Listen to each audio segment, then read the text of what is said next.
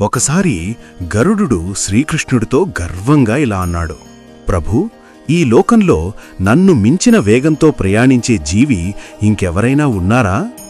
అది విన్న శ్రీకృష్ణుడు ఏమీ చెప్పకుండా చిరునవ్వు నవ్వుతూ అక్కడ్నించి వెళ్ళిపోయాడు.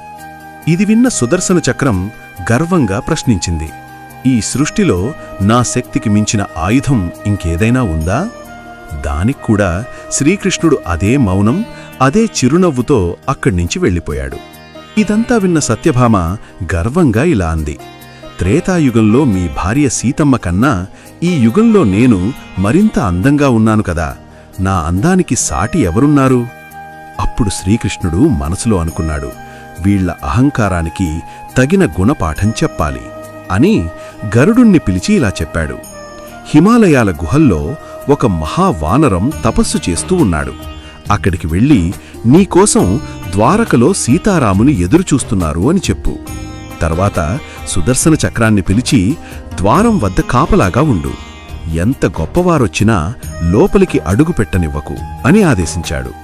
సత్యభామతో నీవు వెళ్ళి మహారాణిలా సిద్ధమవ్వు అని చెప్పాడు. గరుడు హిమాలయాలకు వెళ్ళి హనుమంతుడితో శ్రీకృష్ణుడు చెప్పిన మాటలను గర్వంగా చెప్పడం మొదలుపెట్టాడు.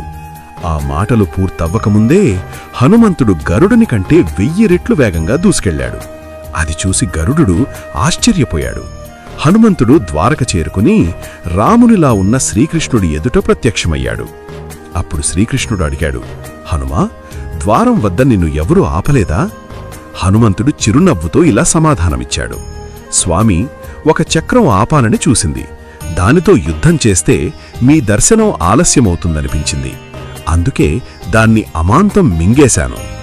తరువాత హనుమంతుడు సత్యభామ వైపు చూసి అడిగాడు, స్వామి, ఈ చలికత్తె ఎవరు?